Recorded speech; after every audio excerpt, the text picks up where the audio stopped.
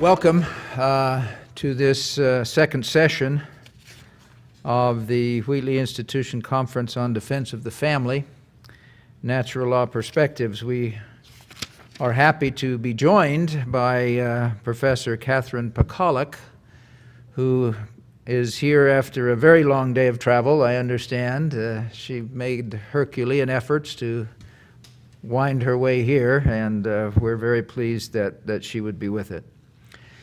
Dr. Pakaluk joined the faculty of Ave Maria University in the fall of 2010 in economics, I believe. Her research is concerned broadly with the analytical study of gender, family, and reproductive dynamics. She also studies education, especially the value of private religious schools and the role of parental effort in generating observed peer effects and variation in school quality. Prior to earning her doctorate from Harvard University in 2010, Catherine received a master's degree in economics from Harvard in 2002 and a bachelor's degree from the University of Pennsylvania in mathematics and economics. She has studied the history of Catholic thought with Michael Novak, the Reverend Richard John Newhouse, George Weigel, and Dr. Russell Hittinger. She has avid interests in literature, art history, fashion, and bread baking. She's married to Michael Pakaluk and has 6 young children. Her research is in the fields of applied microeconomics, public and labor, and economics of education. She teaches in public economics, labor economics, the economics of poverty, and statistics. Her topic this morning is entitled, "Let No Man Put Asunder, Economic Theory and the Demise of the Natural Family."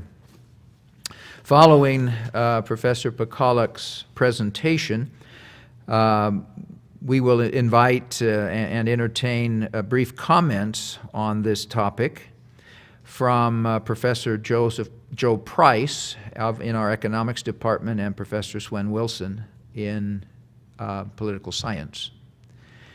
Professor Pakaluk.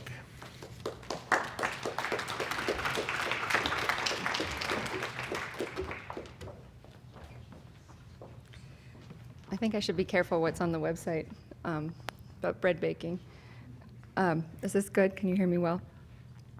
So I have an extra neighbor who, when I heard I was coming here to give this talk, he said, "Oh yeah, I get it. Economics and the demise of the family." He said that's like, people working 2 jobs and economic forces causing people to, try to get too much stuff. And yeah, that's so true. He kind of just this is what I constantly get but unfortunately, this is not going to be about money or financial pressures at all. And this is something that I think economic theorists are striving to communicate to the general public, that we don't know much about money or economic pressures on the family. So this is going to be fun, but it's not going to be about money. Okay, so this is kind of an overview. I'll go over some preliminaries, try to explain a little bit better what it is to talk about economic theory, what it is that I mean when I say the demise of the natural family. Kind of going to go through some basics, and then I'm going to sort of look at what the two main areas of economic theory can say about the demise of the natural family, having something to do with reproductive technologies.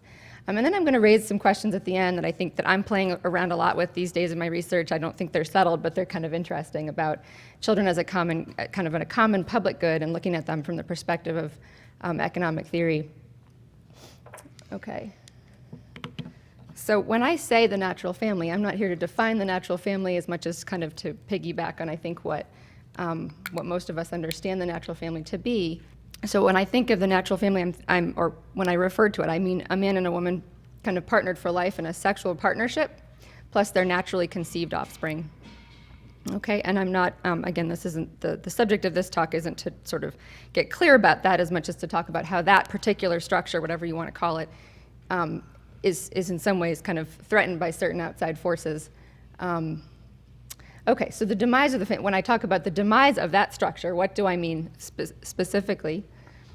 I refer to a kind of collection of trends, right? So to begin with, the rapidly increasing non-marital fertility. So out-of-wedlock childbirths, which have been increasing rapidly since the middle of the 20th century. lower rates of marriage, later ages at first marriage, increases in cohabitation and divorce, decreasing marital fertility. This is something I focus a lot on, okay? And it's something that I think is often overlooked when people start to talk about the demise of the natural family. So decreasing marital fertility, but so this is the kind of the trends towards low and lowest low demographic levels below replacement level fertility. These things should not be news to you. This is kind of what I mean when I talk about the demise of the natural family. So we don't anymore kind of have the conception of the family as being the place in which a man and a woman partnered for life welcome all of their sort of naturally conceived children. We have shifted entirely to a kind of a post naturally conceived children mentality, which I think it's well embodied by the term family planning. Okay, so all of the things that I think we think about when we think about family planning is part of that. So I'm going to come back to this question of decreasing marital fertility. And then, of course, also I'm not going to touch on them too much here, but all of the other things which have to do with alternative family arrangements, intentionally on purpose, or kind of meaning the same thing, intentionally and on purpose, raising children without mothers, without fathers, or without biological parents in a variety of forms. These are all the kinds of things that I mean when I talk about the demise of the natural family. And so the question is, what can economic theory say about this? Okay, so to begin with, I just want to say that one of the reasons why economists stop to wonder about this at all, because this is not a subject sort of naturally proper to economics, right, is that this set of trends that I just described it's so large and kind of shocking, and in a minute I'll explain why it's actually kind of paradoxical, that economists have stopped to wonder. So to begin with, you have the demographers start getting really worried about these trends before economists do. So in 1986, these two Dutch demographers did a lot of work on looking at that combination of trends that I just described. Ron Lestage and Dick van de Ka, they coined this term the second demographic transition. So this shift in kind of increasing out-of-wedlock childbearing, decreasing marital fertility, in sort of destabilization of marriage as we knew it, they kind of bundled all that together. And so this is really big. And demographers before them were still sort of focusing what they called the first demographic transition. And that was marked by a kind of a decline in total fertility rates globally that, you can start to see it in the data in about 1800. So I often ask my students if what was the total fertility rate of women in 1800 in this country?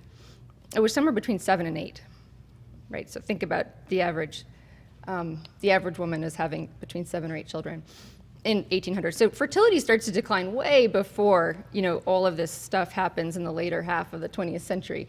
And so it's good to point this out. This is not the first time we see some major shift in demographic structures. But these two guys kind of hit the scene and they want to say, look, we've been studying stuff and we don't think that what we're seeing post-1950, 1960 is the same demographic transition still playing out. They want to say this is something very different. We're going to call this the second demographic transition. Because now we're not just looking at declining fertility overall, but we're also looking at other bizarre things that we hadn't seen, later ages at marriage, destabilized marriages, declining marital fertility, fertility out of wedlock, rising to kind of a norm. So this is very, very big and sort of significant. And so so just to kind of give you the visual snapshot, this is, if I can do this properly. So this is what kind of looking like right here, these blue and red lines. This is out of wedlock childbearing. This is 1964 right here. So this is what Van de Ka and Lestage are looking at, and they're saying, okay, look, this is really weird. This is huge. This is really weird. This out of wedlock childbearing stuff, and this is important to kind of ask the question, what's going on? Because this happens. So it's paradox. This happens at the same time as all of a sudden we have more reproductive control than we ever had before. So if you ask a bunch of people, do you want to have a pregnancy out of wedlock? Most people will say no. And we have all of this great technology to control timing of births, and we've just gone through the family planning revolution. Margaret Sanger has sort of passed her heyday already in 1960. So kind of what happened? Like what? All of a sudden we have all this control and people are very rational, and they're sort of not using it or something like that. So we're not sure. So what is going on? So you have this, and then the other kind of neat thing is that, okay, so this is the less married society. This is just the percentage of households in the society that are married, and this is going down. And then this is the sort of overlay this with the first graph. So the first thing I showed you was out of wedlock births going up, and then fertility in marriage, or the total fertility rates. Now, of course, that's not quite the same thing, but the total fertility rates are kind of plummeting, right? So when I told you, right, go back to 1800, and they're very, very high, 7 or 8. But, you know, if I could trace this, the tail of this thing out a little bit farther, we just dipped under 2 now for the United States. So this is very interesting, and it's fairly significant. So the economists decide to jump in and start thinking about this in the 70s, because they think that that basically, when you see kind of enormous cultural shifts in decisions, a kind of coordination of society around certain new outcomes, that you want to start thinking about things that are affecting people's choices. So one of the things that I like to say is, look, economic theory is kind of a branch of decision theory. We can tell you if this is a set of basic goods that people are interested in, and this is some way of ranking them or ordering them, we can kind of tell you, based on various constraints, how people will choose. So economic theorists wanting to look at this question, they want to jump in because it's like kind of tantalizing. You've got these huge major cultural shifts and what's going on. Is it enough to just say, and so this is where we get to sort of Gary Becker, is it enough to just say, well, there was a big sexual revolution, all kinds of stuff was going on, people just kind of gave up old ways and abandoned old norms. Is that enough? Does that get you all the way that you need to go to explain these new shifts? So economists are going to stay agnostic about that. But what they're going to do is they're going to say, well, maybe norms and culture is important and that's happening, but is there something we can say about what we would call exogenous factors, things that are outside, if my values change so that all of a sudden I don't think marriage is important anymore, were there other things that were not part of what my values changing that might have affected the basic calculus, the way I'm ranking my goods? And so this is the kind of thing that economists apply to all kinds of other things, right?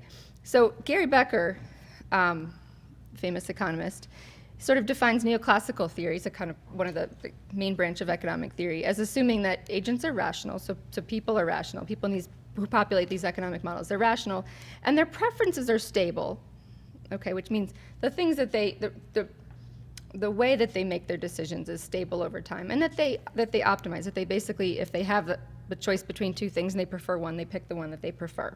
That's kind of the key idea. So they're kind of maximizing, if you will. So if you can have people, so the question is, can you take models with agents where nothing about your agents changes, their preferences don't change, but some kind of key outside force or outside pressure changes, such that their decisions start to look very different.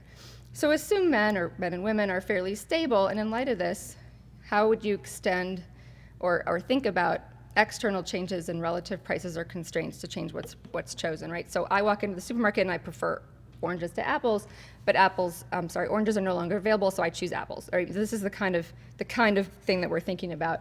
Now I'm going to offend against common sense and sort of put children and sexual behavior into that basket of things that I'm thinking about. But it's not really a big problem, and this is the reason.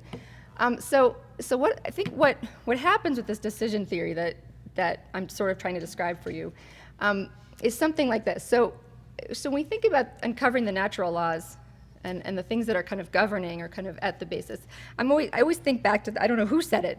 Somebody out here probably knows. Somebody always said, rockets or if this remote, if I throw it across the room, it doesn't know the laws of physics, but it sure behaves as if it does, right? And we can use fancy mathematics to sort of predict exactly where it's going to land and whether it will hit somebody or not. But the thing itself doesn't really know what it's doing, right? And this is a kind of way of conceiving of or talking about a natural law or something that governs properties of creation. So similarly, human beings do not make decisions, we know, in a kind of cold, detached, rational way, the way we think about human beings making decisions in these economic models. But this is really key, right? So one of the reasons why economics as a discipline has been so influential is this right here, is that although we are not cold, we don't individually make all our decisions in this cold, detached, rational way, we often look as if we do, right? Economic theory has a lot of predictive power, so we often look as if we do, and aggregate it up. If you take take model that describes individual behavior and you aggregate it into the whole, a lot of times this can become very predictive, or it could tell you a lot of things about how large social trends will look. So this is a good approach, and if you get clear, if you make your models very elegant, simple and clean and neat, and think about fundamental trade-offs, you can often kind of reveal or uncover something about the sort of these basic laws that it seems that we follow, even though we don't all sort of sit down and think, what is my ordered set of goods, and how do I rank them, and how might I choose according to them? And so I think that this is really important. So this is what sort of the decision theory that's part of economic theory kind of tries to get at, I think, a little bit. And of course, I'm coming from a natural law tradition where, I think about these things in terms of the phrase natural law, and I think about what that means. Not all of my colleagues who write economic theory think in that way, but I think this is what we're getting. This is why it's appealing to me. So we kind of get some sense of the characteristics of a kind of natural law if we examine the basic calculus which men appear to sort of function according to. So in terms of economic theory, this is valid. What I just described is valid if we can define a set of basic goods, which the classical and the new natural law theorists will say that we can, and I could defer to the experts in the room on this point. So if we can define a set of basic goods, and more importantly for economic theory, if they can be ordered and ranked. So this is important. So not only can I say these are basic goods that people are going to pursue on their own terms, but if I can order them and rank them. So once I can do that, then the calculus of decision theory follows. So this is okay. And the last thing I kind of skipped over, but I wanted to point this out. I think that economic theory has suffered sort of from a kind of a bad reputation. I was worried about this term, the homo economicus, right? And people kind of talk about, well, this is this sort of narrowly kind of defined agent in these models. And, I think that that's not exactly fair. So economists along those same get kind of blamed for helping reduce sort of our conception of man to sort of materialistic pursuit of trading off goods. And I think that this isn't exactly fair, and I really think that Homo economicus should be sort of relabeled as Homo rationale, because I think that if there's a flaw in the economic models, is that when we think about decision making, we abstract from the heart and from the soul and from the psyche. So we know that there are things that may allow us on an individual basis to kind of override either common sense or rational judgment, and we know that we are each of us sort of bundles of contradictions, right? So we make inconsistent decisions and that kind of thing. And lately, the playing out of economic theory has led many economists to go in that direction of now trying to think about how these kind of irrationalities enter in and how that works. But at its core, I think that the basic insight is to say, hey, look, man is sort of basically this rational animal. Or in other words, the way I tell my students, these economic models assume men are not rats. So, if you take the rats and you change the conditions, the rats are still going to kind of do the same thing, but men will have these sort of rational responses to things. And this is essentially what's going on with economic theory. So go back to the demise of the family. And demise of the family, we want to think about the things that people are choosing, and clearly people are choosing sort of on their own terms, things like partnerships and things like children. And really the basic or the key insight of economic theory from its earlier stages, looking at the demise of the family to the current state, is really a very simple key insight, which is to say, look, when you have very, very effective contraceptive technology, or we don't even need to look at contraception, we can just, the earliest work by Acker, Lafayette, and Katz just says, hey, look, abortion can get this for you to begin with. But the key insight is, look, we had one composite good that was bundled together by nature, which was that men and women formed partnerships and that these partnerships produced children. So sex and children kind of got bundled together by nature. So the key insight is, look, reproductive technologies, if they're very, very good, if they're finely tuned and we can control them very well, we have two goods now and not one. We have the power, the capacity to choose these two things independently. We can choose to have sex without having children. And in some cases, we can choose to have children without having sex, right? So we have sort of unbundled this package that nature provides as a unit, if you will. And that is really it. So this is sort of the key insight. So before you have one good bundled together, partner and children, and typically in most societies, this was called marriage for the good of children, and this was sort of there were a lot of norms that defended that institution of a partner plus the naturally conceived offspring. After any kind of major shift which allows for kind of the unbundling of sexuality and children, sexual partnering and children, you have basically two goods which can be chosen separately. So now go back to sort of decision theory. We think about ranking goods together. We have sets of goods that people might pursue for their own sake. So a sexual partnership is something that everybody pursues or everybody's interested in on its own terms. Children are commonly pursued on their own terms, and then now we can think about choosing them independently. And that's really the key insight. Once you have that, then you can take that key insight back to sort of decision theory and say, well, now that we can choose them separately, how will we choose? What should we see if I can pursue these two things independently? Or, and we can do this more elegantly. We can say we can allow for degree of separation. We can parameterize, as we would say, the degree of separation. And so we can look at, say, we can imagine the model where there's no separation at all. These things are always chosen together, and we can look at the other extreme, and then we can look at the spectrum in between. And that's essentially, so once we've gotten there, what I would say then is that the rest is just calculus or algebra, meaning once we've made the key insight we just made, the rest is kind of a rote application of economic theory to sort of this new bundle of goods that people can choose from. And you've got two major branches of economic theory. You have neoclassical theory, which I began to describe earlier, which is kind of, I think, it's where most people start in economic theory. If you take Econ 101, you think about, again, going into the supermarket with a certain budget constraint and choosing between apples and oranges. This is neoclassical theory, and the optimization program that this homo rationale has to make can tell us a lot about the effects of unbundling. So if before you had to pick apples and oranges together, and now you can pick one or the other or both, we can think about that in this neoclassical framework. So the neoclassical framework, the reproductive technology changes what we say the slackness of the constraint, which bundles the two goods together. So if before, if I always had to get apples and oranges, and now I say, well, for a given number of apples, you can have more oranges, or for a given number of oranges, you can have more apples. This is and I'll get more specific about this. This is what's going on.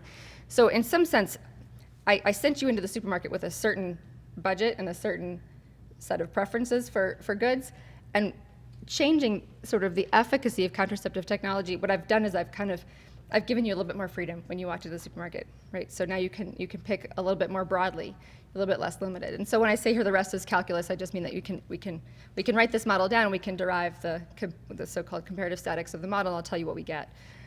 So this is just calculus, that there's nothing else fancy besides that. Now there's the other kind of pillar of economic theory, which is kind of the game theoretical framework, which is quite different. And in the game theoretical framework, we can do the same thing. We can talk about the ways in which reproductive technology can change the set of strategies or goods which can be pursued. And I'll talk about this a little bit later as well. But once we're in that realm, then and we divide the two goods and we think about agents with, say, engendered preferences, then we say that the rest is algebra. So the rest of this just kind of follows out from that. Okay, so within this classical framework, I want to give you kind of the characteristic of what these models would predict. So again, to be clear, kind of in running and thinking about these models, we're not seeking to uncover sort of norms and values or preferences, but instead we're going to take those things as given. We're going to say people didn't change at all in the 60s, say. We're saying nothing changed. People didn't change, but sort of the available goods changed, right?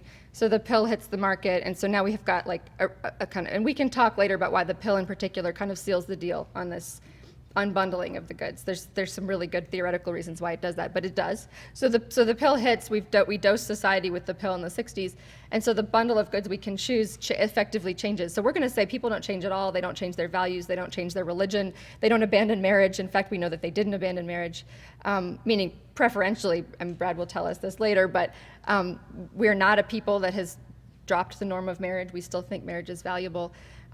But something else changed, which can lead to the norms changing, right? So,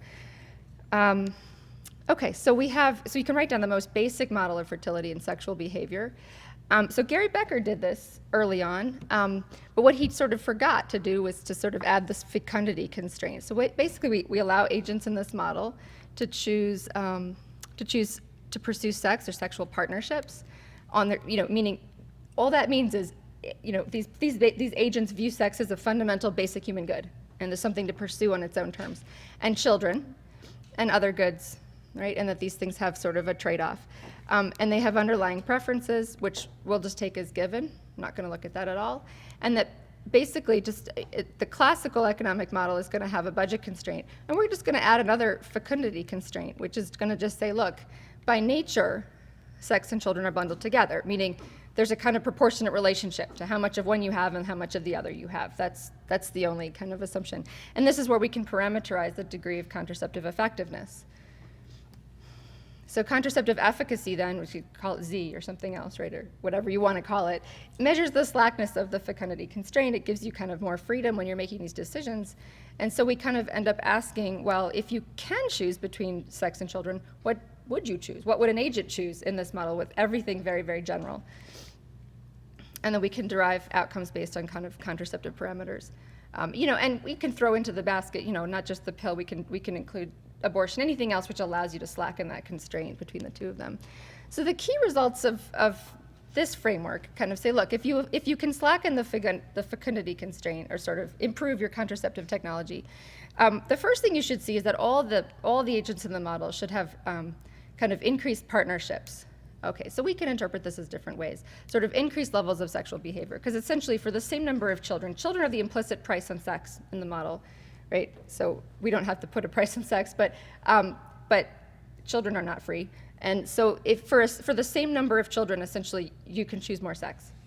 All right, so this is sort of the first sort of obvious result. So what we should see, so again, this is not to say that people on an individual basis are going to think this way, but gosh, when you look at something that happened in the 1960s, you kind of think like people sort of knew that this was happening, right?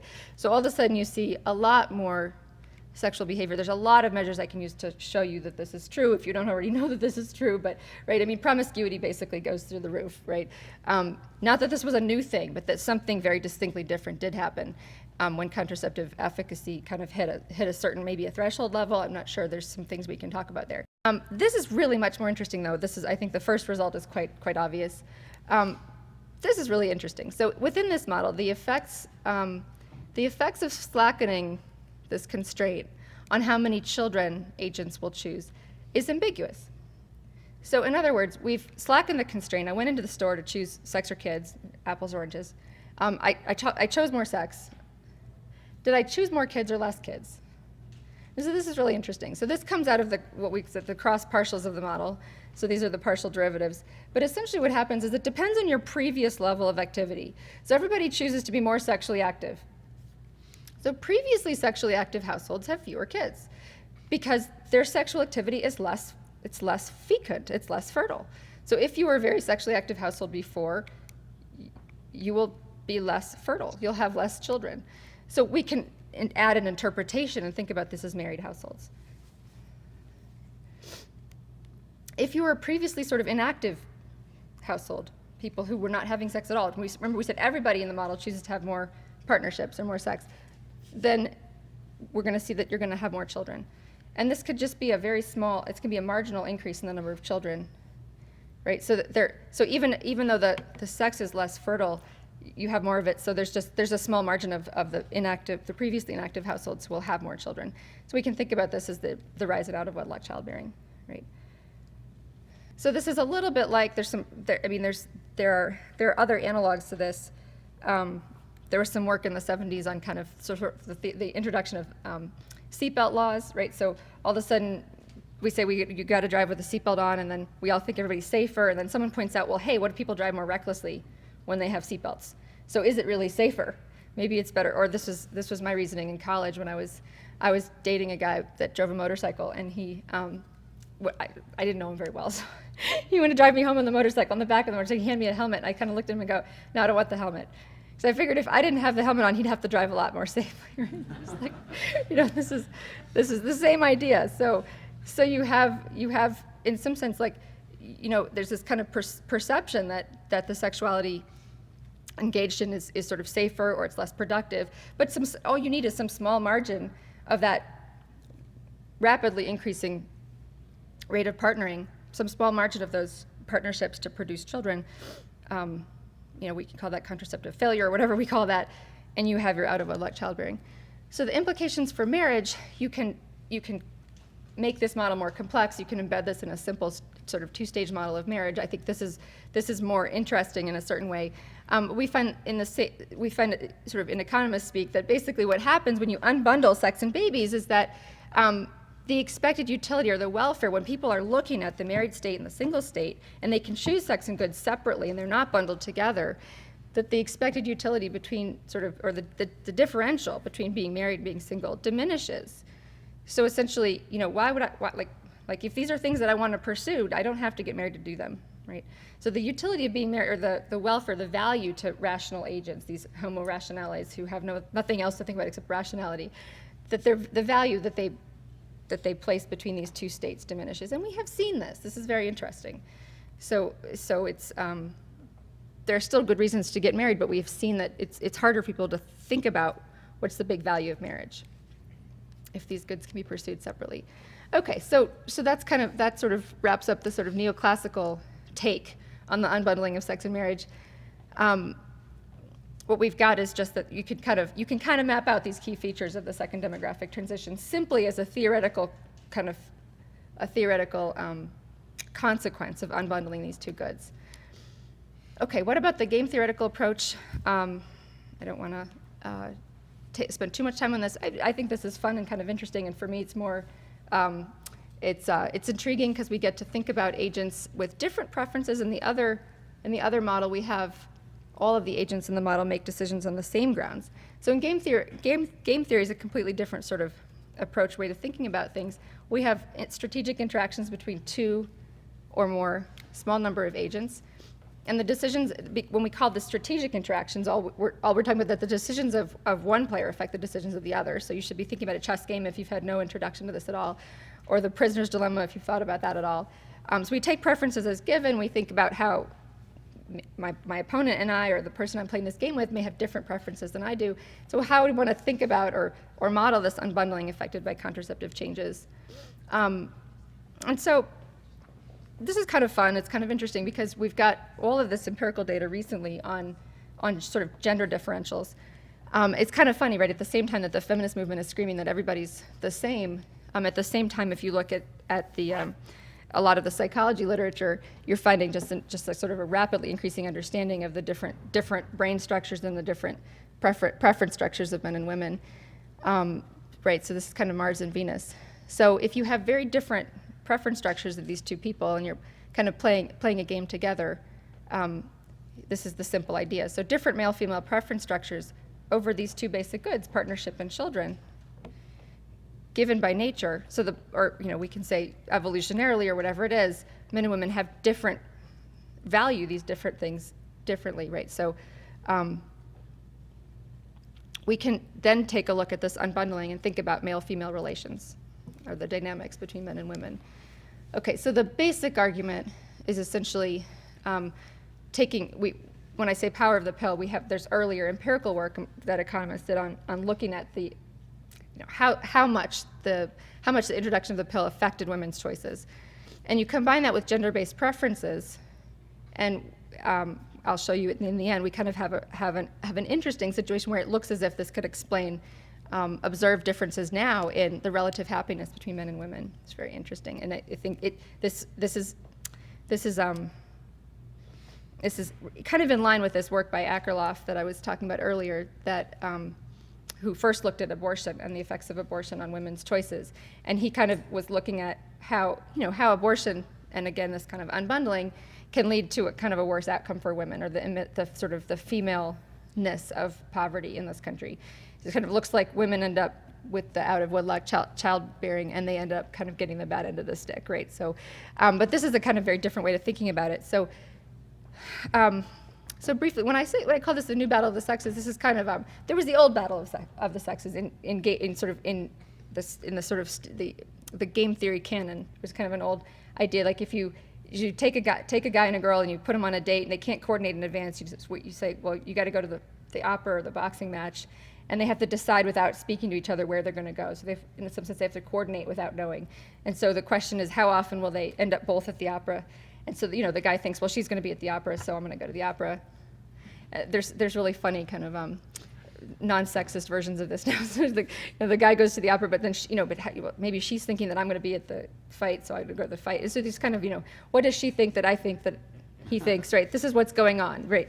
And so we think about, how, knowing the preferences that the other person has, how are you going to respond and where are you going to coordinate together? That's kind of the flavor of what's going on. That was what was called the Battle of the Sexes in the canonical game theory, kind of set of interesting models to think about. And it typifies a class of models. It wasn't that was so interesting on its own, but it typified a class of models. So I sort of postulate, well, we have the possibility of thinking about a different sort of class of models where we think about, again, as in the old Battle of the Sexes, our two players are women and men playing a game against each other. And the choices are kind of, we could think sex and no sex, or partnering or non-partnering, in the sort of, this is the Aboriginal island. This is just, we partner together and we have children or we don't, or something like that. This is not sort of postmodern, constitutional society, right? This is, and so who kind of has relative control over these strategies? We can talk about this, but there's this kind of gatekeeper theory of women as controlling partnerships, meaning they can say yes or no, and men have to support the children that are brought into the world. So we don't need this to be a perfect division. For this to work, we just need that there's sort of relative control in this sense. So women have kind of relative control over these strategies, and men have relative control over these strategies. So you can see we've kind of got 4 possible boxes we can coordinate in. We can coordinate in kind of a partnership, sex and kids, or if we take this graph, no sex and kids, it's not clear how we can have that box, sex and no kids. And so what I'm going to do is kind of say, all right, look, sort of by nature, this doesn't make a lot of sense. This box doesn't make any sense at all. And by nature, normally this box doesn't make much sense either, right? So really, like if we think about this in the Aboriginal island version without assisted technologies, this is kind of where we're at. Like we either kind of form a partnership and we end up with both things, or we don't and we end up with neither of the two things. So this is, again, I'm trying to think about just the effects of unbundling these things. So, okay, so basically, conveniently for me, this is box C. C opens up with contraceptive technologies, basically. This unbundling allows box C to open up. Yeah, okay, it allows box B to open up too, but that's not happening on a massive level yet, right? But it allows box C to open up, so we can have this new thing. So there's a couple more steps. So we have to, before we can think about how this would play out in the gender dynamics, we have to think about what men's and women's preferences would be over these outcomes. So these are what I call outcomes A, B, or A, C, and D. These are places we can end up coordinating by woman picks a strategy and men pick a strategy, and then the cross product of those two strategies is where we end up. That's like we either end up together at the opera or alone at the opera in the fight. So these are different places we can end up. And so we have to think about what the preference structures over those boxes are to determine whether the outcomes are going to be very interesting, and also to think about how people will make decisions. So I'm going to move forward here, think about these. There's basically different ways that there's 3 boxes we can think about. There's different ways that men and women can rank the boxes. And so how we would decide which kinds of players are in our game, I think, is an empirical question. It's something that we can think about it philosophically, but we can think about it empirically. And there is, it turns out, apparently phenomenal work by a set of social theorists, Hans-Peter Kohler, who's done some demographic work, and they've kind of looked at contributions of these questions of partnership and fertility to people's happiness. And this is what we need in order to figure out how do people fundamentally rank these boxes. How do men rank partners, like partnering with no kids, partnering with kids, not partnering at all? How would women rank those 3 boxes, and how would men rank those 3 boxes? So it's really interesting. These guys used Danish twin data. So in other words, the concern here when you think about, well, if I ask a woman, does she prefer having kids or not having kids, or like to what extent do the children that she has contribute more to her happiness than not having? I mean, that's a very difficult thing to tease out, and this kind of gets at the empirical difficulties in what we call the happiness literature. But sort of the best data we can have uses kind of twin data to like you look at pairs of twins who you think should have the same genetic endowment, so they'd have the same psychological temperaments, hopefully, although I think that's not always true, to figure out whether partnerships and or children contribute on average to satisfaction in men and women. And what they found is that partnerships, or sort of sexual partnerships, add a huge boost to happiness for both men and women. Enormous boost. But a bigger boost for men than for women, and this is compared to their, say, unmarried or unpartnered peers that look alike in every other respect, but a much bigger boost for men than for women. So in other words, men are on average like much, much more happy than their unmarried peers to be partnered than women are. So net of endowments, this is the sort of the amount of so the amount of variation in happiness explained by being partnered is more for men than for women. And they find that fertility, so being partnered and having a child, at least one child, adds a significant boost for women after controlling for partnership status, but not for men. So in other words, men are really happy to be in a partnership with or without a kid. Women are really happy to be in a partnership, but really would much rather be in a partnership with a child. Okay, so this shouldn't come as an enormous shock to us, right? So that women essentially, let's go back to our boxes, that women would much rather be in box A. Men, maybe weakly, would sort of rather be in box C, and I could discuss this later. So men are kind of maybe happier, or they're indifferent at least between boxes A and C. They're just kind of happy to be in a partnership, and if kids come along with it, they're happy too. This is kind of empirically what we've got. So it helps us tease out the preference structures. Now we can rank the boxes, and so the numbers up there just represent the rankings essentially. So the finding that both men and women got a boost from a partnership basically puts box D at the bottom of the ranking. So it's a 1. 3 is the highest ranking. Women rank this box above men, the sex and partner, the sex and kids box. So I've got women rank at a 3 and men rank at a 2. And so post-contraceptive technology, or kind of unbundling, you have this extra box which now has to be ranked. And so all things being equal, men are going to rank this box above women, and women rank this box above men. And so when you had a kind of an equilibrium outcome in this box, basically what we would have seen is that in society, men and women would have, in general, coordinated around this. So most households in society would have looked like this. It would have been partnerships involving sex and children. And we used to call these partnerships marriage, right? Right? That's what we used to call them. And we used to call these partnerships single people or non-partnerships, right? So we just, and in general, most adults congregated, or kind of, we could say coordinated in the language of game theory, coordinated in this box. So you can see what would happen. What would you call this box? Now, first of all, what's interesting is when you introduce this box in terms of the game theory, this box becomes the new equilibrium, right? So what happens is when men are looking at their options, they can play kids or no kids, and they prefer this strategy, right? And this is what we call the dominant strategy for them. They're always better off because they know that women are going to look at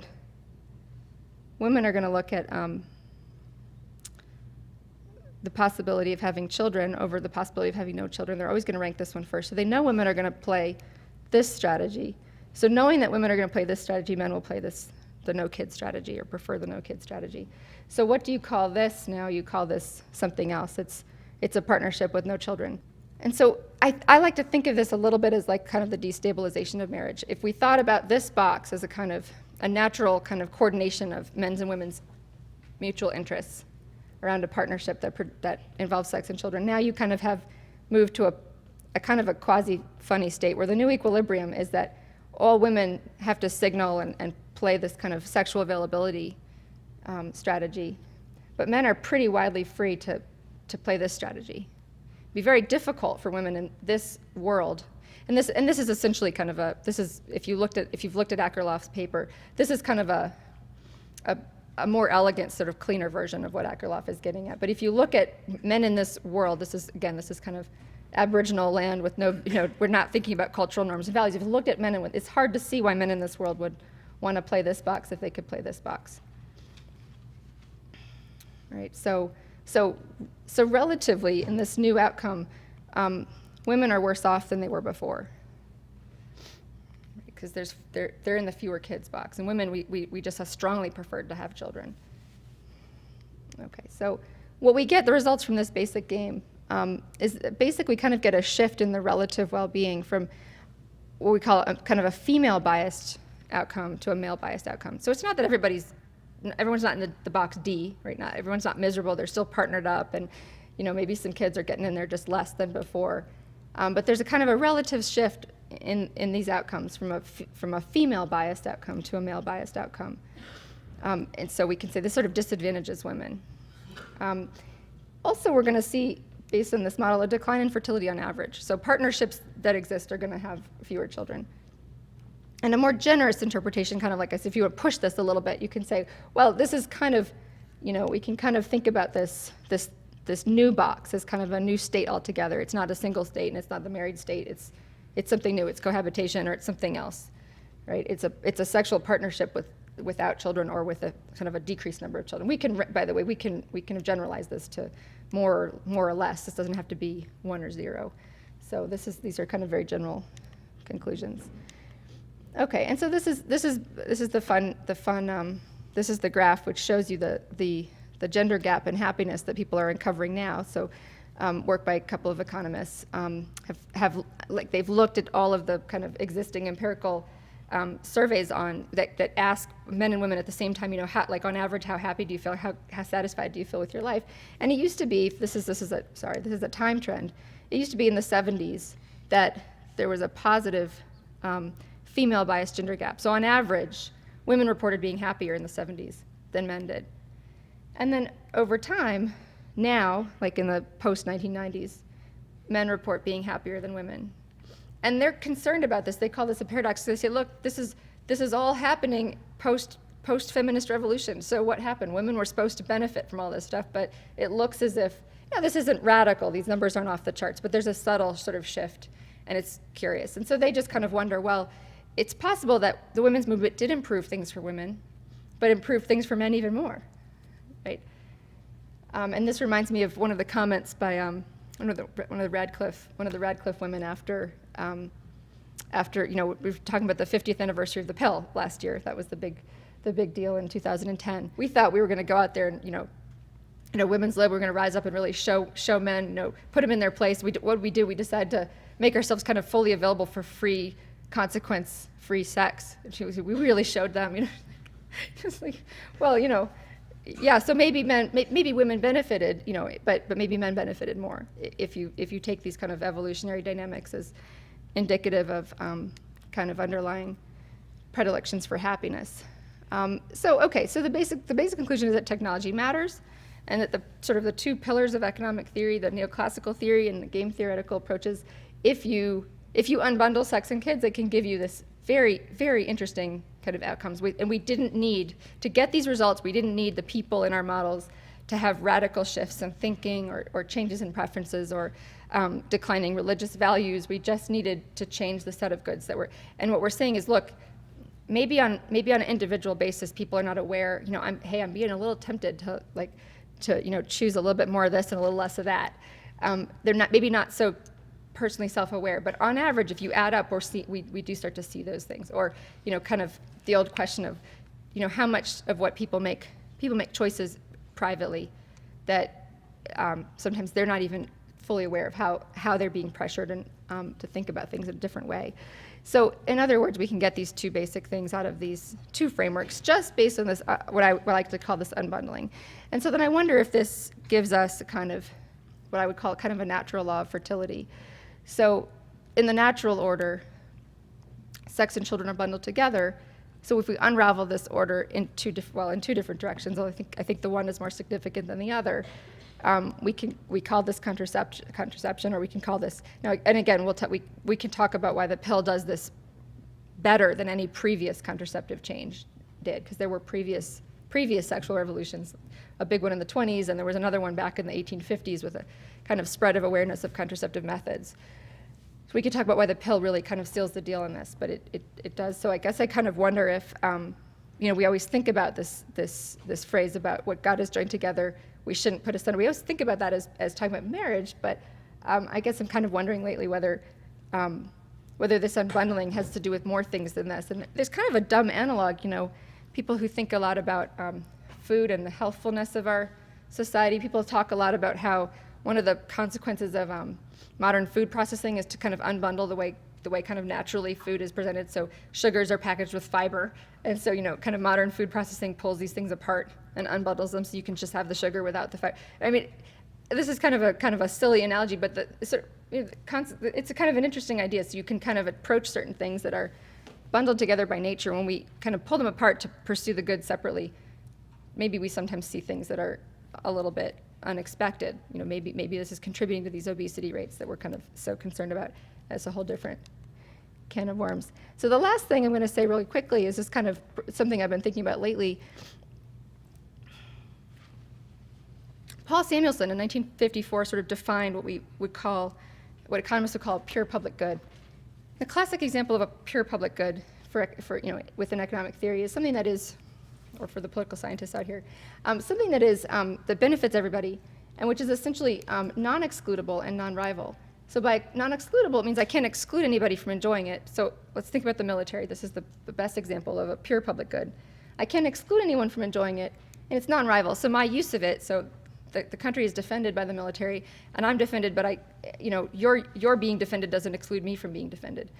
So this is, if you've got both of these things, then you can deviate a little bit into sort of non-pure public goods.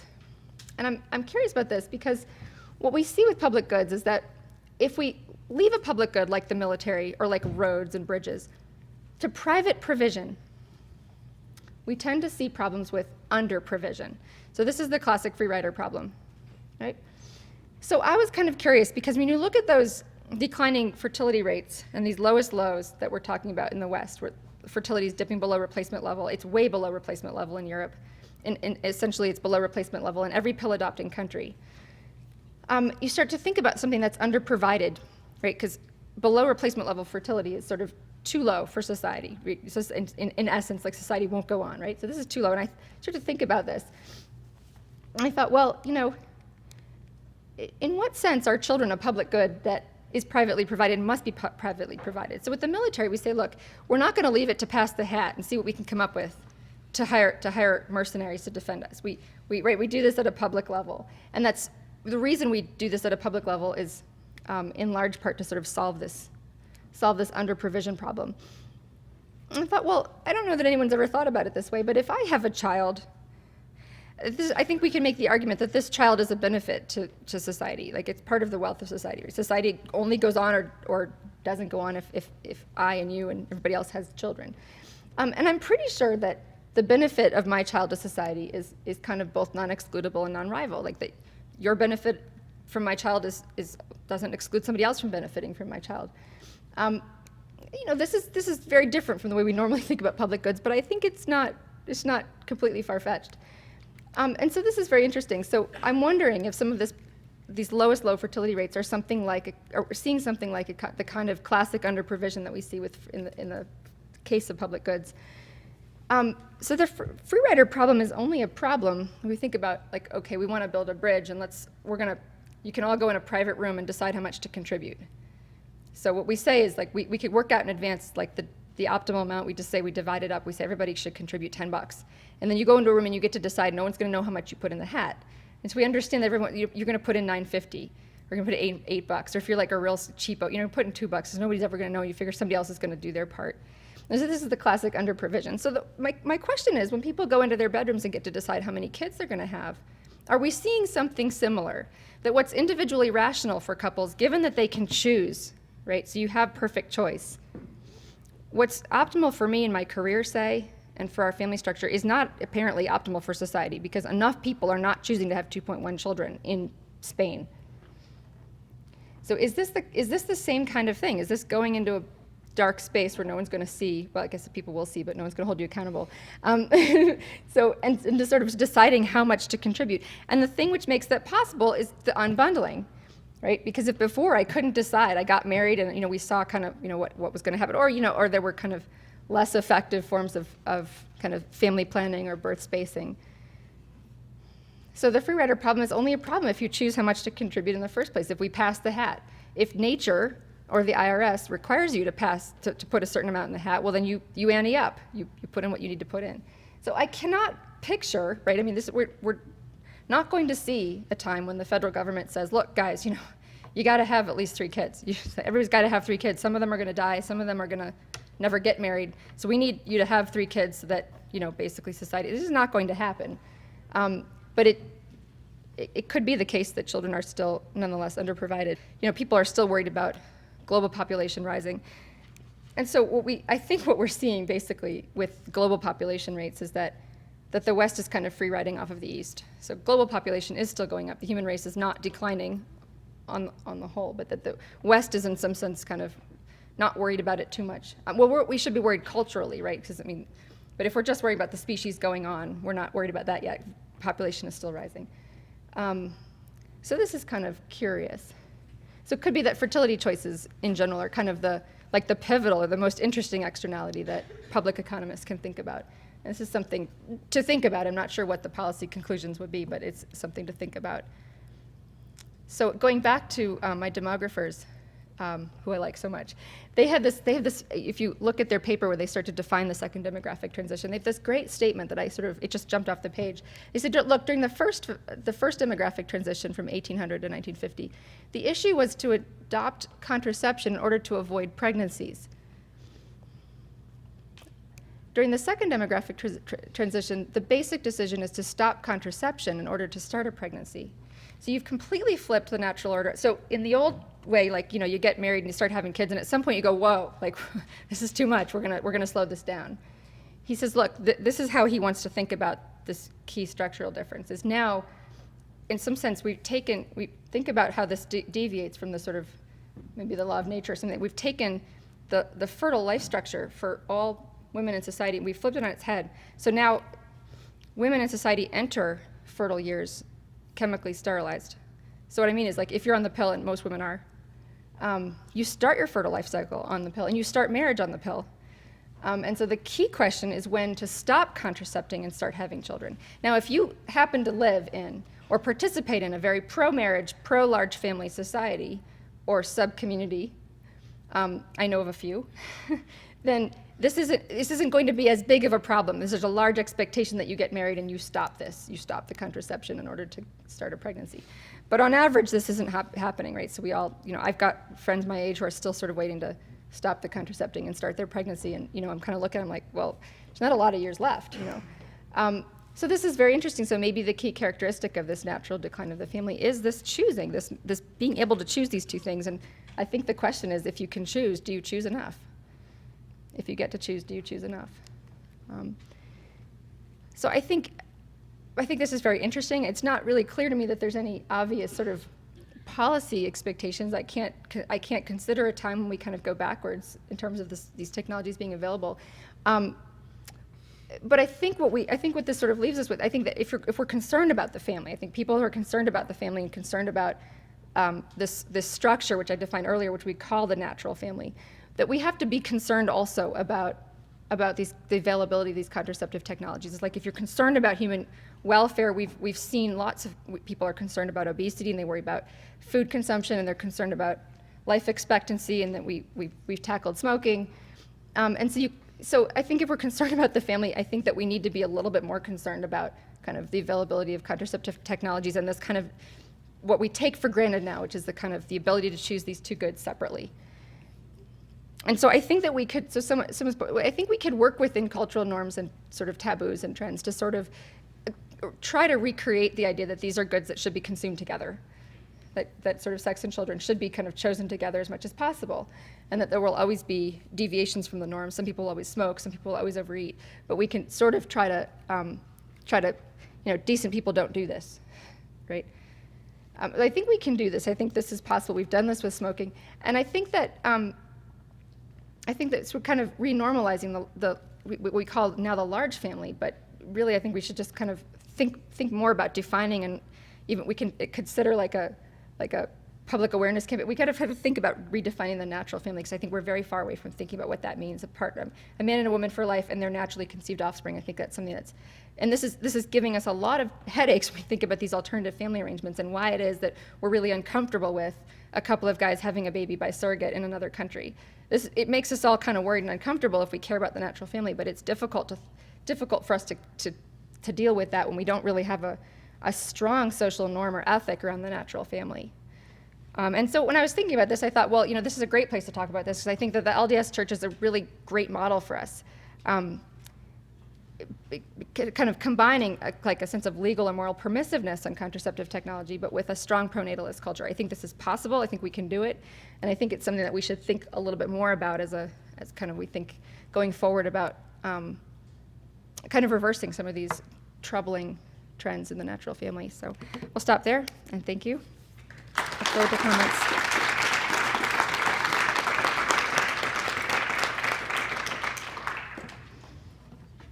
Great, thank you. Professor Price, and then Professor Wilson. Where is Sven? There he is. Okay, sorry.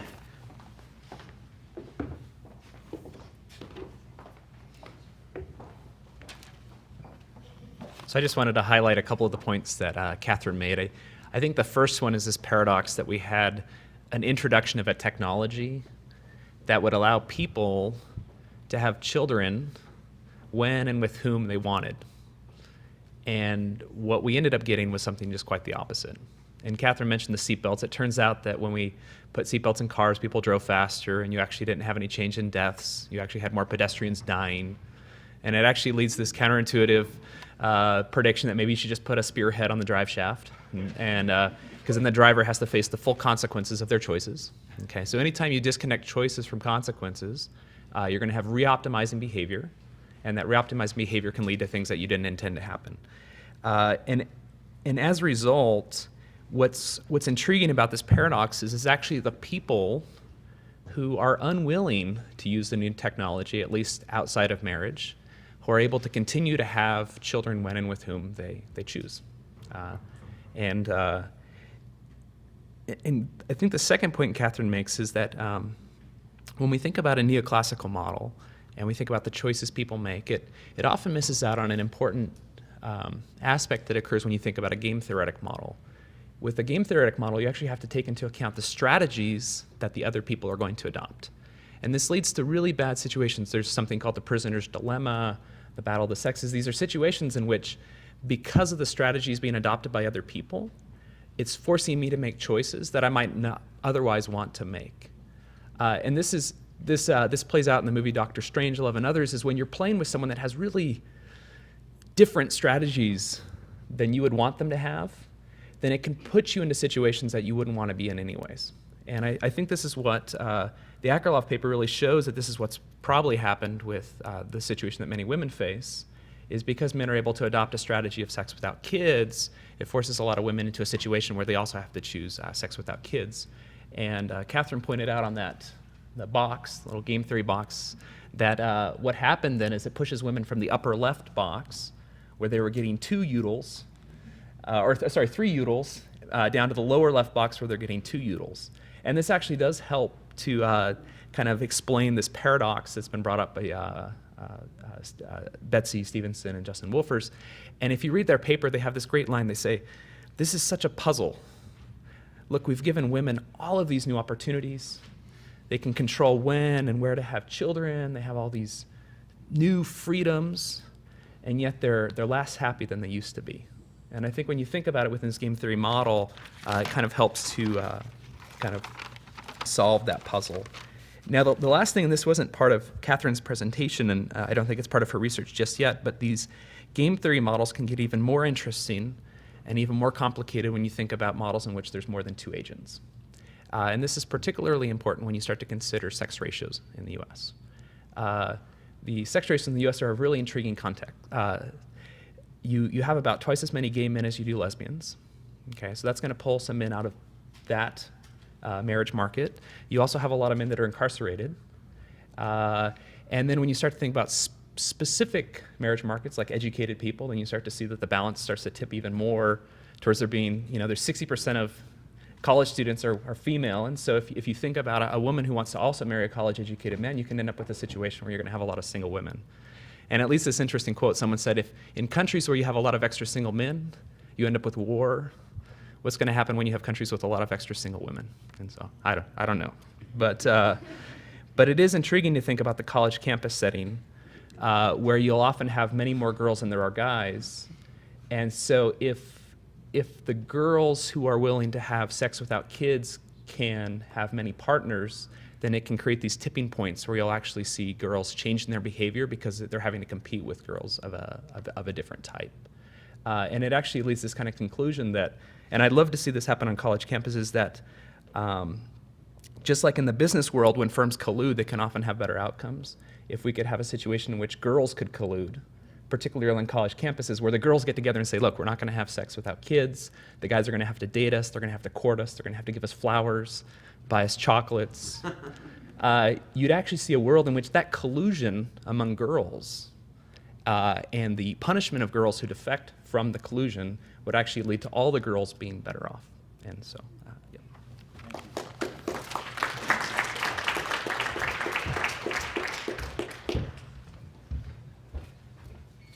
So this was an interesting experience for me to kind of prepare some comments on a talk that I hadn't yet heard.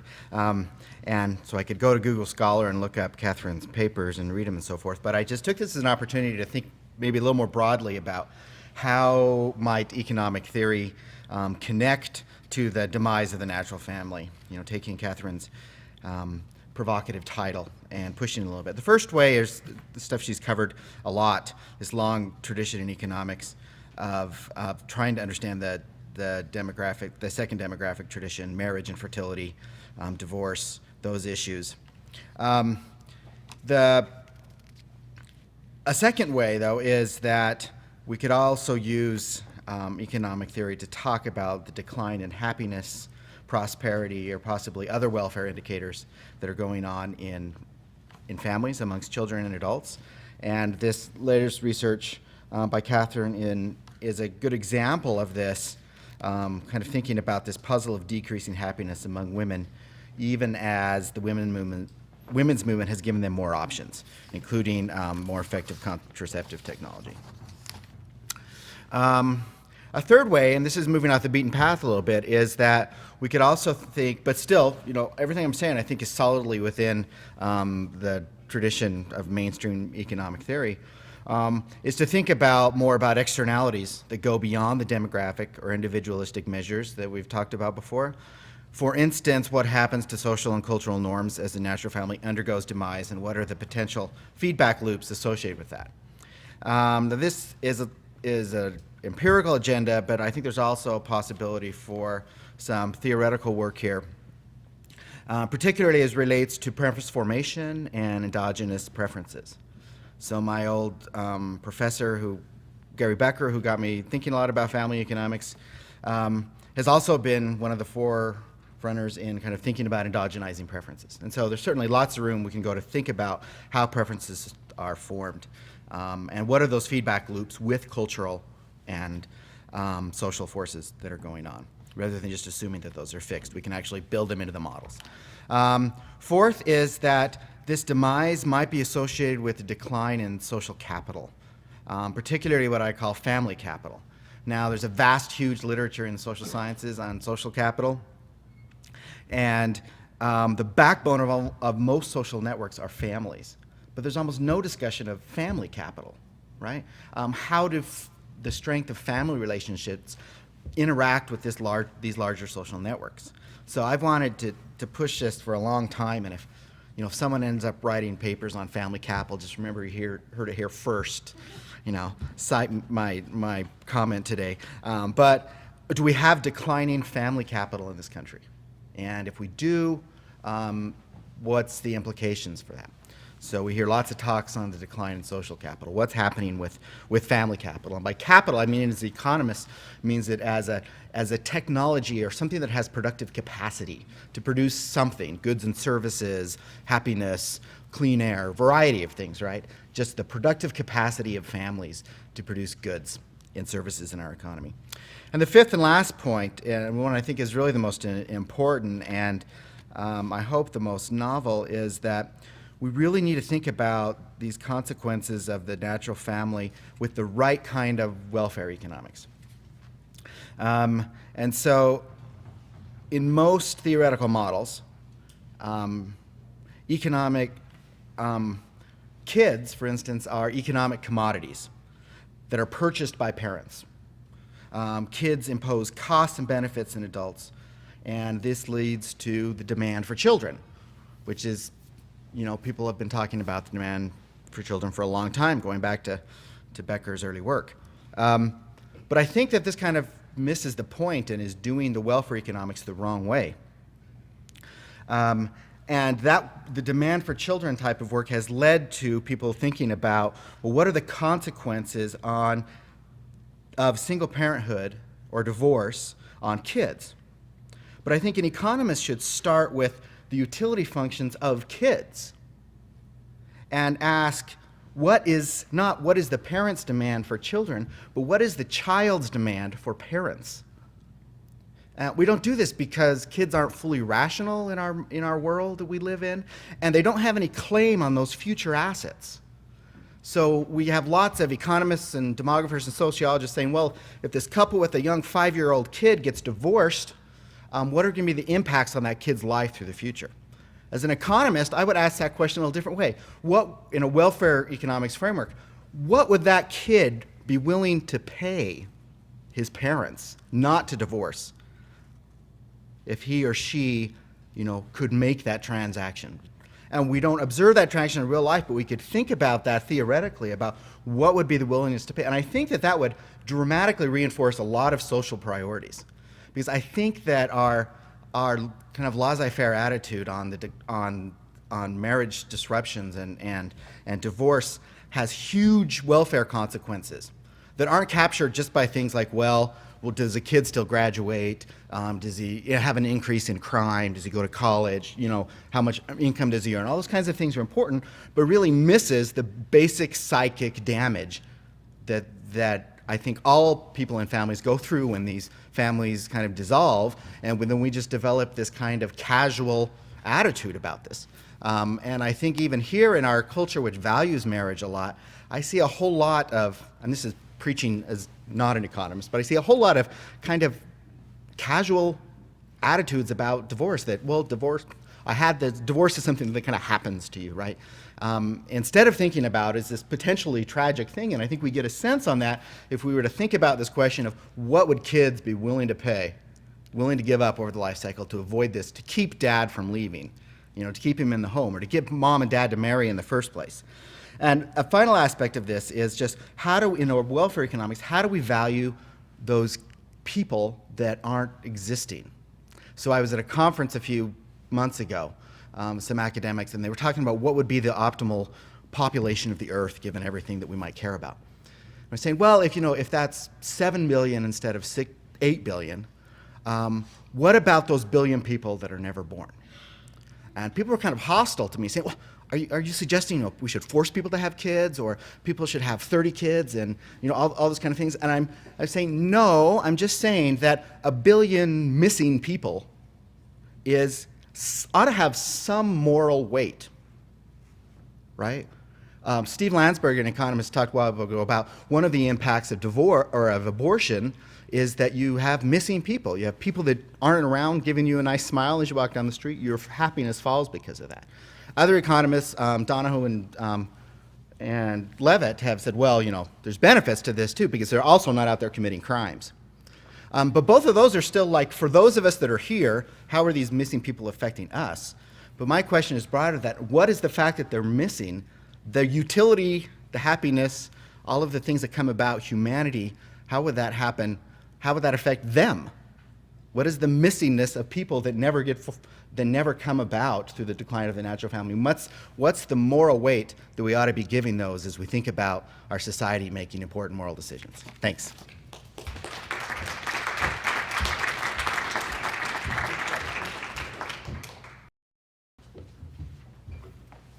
Ladies and gentlemen, we're behind on our schedule, but we have time for a couple of questions for Professor Pakaluk. And we are filming this, so if you're going to ask a question, we'd like you to use the microphone over there and ask the question. We have time for a couple if any of you would like to volunteer to. Professor Wardle, one other question? Hate to direct it this much, but on the far side of the room where all the audience is. I'd love to hear her respond to Sven's comment about children buying, or how much would children pay to prevent the divorce of their parents. It seems to me that if you go down to juvenile court, you can see that children are indeed expressing how much they're willing to pay. They're willing to act out in extraordinary ways in order to call attention to the pain they feel and the effort to prevent that. But I wonder if you'd like to respond, and if you think that's linked to the change of cultural norms. Thanks for the question. I think that I think this is terrific. It's a really, really great idea, and it reminds me of a paper I saw a couple of years back at Harvard. So I think one of the things that you raise is that I think sociologists have been thinking a lot about the harm done to children, this kind of trying to capture that psychological harm that's greater than the things economists can measure, like graduation rates and so on. And I love that idea that the demand functions could, if we reoriented them, could capture this better. And it reminds me of this paper that I saw. Some kind of Rawlsian economic theorists were thinking about whether, how this worked. They wanted to figure out whether we could work out the insurance scheme by which we could kind of insure children at birth, essentially, for having been born to parents with sort of less to offer, right? So the idea is, like, if you're born into certain families or other families, in some cases you've got it made, in other cases, whatever, you ended up in the trailer park or something like that. Could you at birth issue kind of a piece of social insurance which says this is kind of like, I can kind of claim my jackpot because I got born into the wrong family. And I remember thinking, this is hilarious, but what was interesting about that was it was kind of thinking about family structure. They weren't so much concerned about family structure as much as other assets and educational status of the parents, for example. But sort of thinking about that from the perspective of, we think about populating models with new agents and sort of generation models, and thinking about populating with new children and mapping forth expectations based on experiencing these kind of rejecting events, right? So there's I think this is terrific, and I'm just starting to think about it now, but I'm thinking like, oh goody, like I can give you a call later when do this. Yeah, so that was just to say I think it's great, very fruitful. Gary Becker and his Nobel Prize winning work on human capital that you talked about, really looks at, really how we value children in today's society. And I thought your comments on the public good and elevating children, to greater public good and getting policies put in place, and really seeing children as a blessing on society and not a burden on society is essential. Do you have any ideas on, how we increase awareness, so that people don't see children, as less carbon footprints to pollute Mother Earth, and along those lines of what can be done, to possibly increase awareness, and so people value children as really the lifeblood and the human capital that's needed for a country's, economic prosperity and continual growth. It's $1 million question, but I've got, yeah, sure. I think that we've undone some things that were really huge norms, and we didn't stop too much to ask about or to worry. I think in the case of sort of sexual partnering, we worry an awful lot about new norms that might infringe on people's sense of guilt, right? Or well, this is kind of if parents are not, it's not working out for them, we don't want to make them feel guilty. And we see this playing out with, like, thinking again about what would children want in the sort of the daycare setting. We've got some empirical evidence that children suffer when they're not raised by their mothers specifically. When you get even a small effect in that daycare literature, it gets smothered so fast, it's not even funny, right? It's just sort of don't make people feel guilty. So I think it has to focus on the positives because we're worried. We are worried a lot about making people feel worried. So but we did this. We have really effectively gotten rid of the norm of adult smoking. And it's hard to, I was just watching, I mean, obviously for research purposes, I was just watching this. They've got an archive video of Mike Wallace on 60 Minutes interviewing Margaret Sanger in like 1957. 57 or 67? I think it was 57. And I was watching it because of my interest in the kind of contraceptive revolution. But what was really phenomenal is that 60 Minutes and Mike Wallace he's smoking through the whole interview. He's smoking, and he's and then he takes commercial breaks to say, and this is the best smoke, and this is the cigarette. I think this is an enormous cultural shift that and now it's like a decent person can't even look sideways or cross-eyed at a cigarette without endangering a child or something like that. I mean, they're kind of I think we've gone maybe a little past the point of reason, but we can do this. So, but I mean, I think basically the goal is to tap into the best marketing and media strategies that we have at our disposal. We've got them. I mean, we just have to have more images and more pictures of natural families. We have to propagate more the sense that marriage can work for a lifetime. And, and of course, Hollywood's done a lot of damage in this area. But again, not to sort of there's no images in Hollywood. Fine, we just have to create more of our own. So funding, looking at what influences culture and funding those things. So I think funneling a lot of resources to kind of creating new images and competing images. Yeah, I think that's, thanks.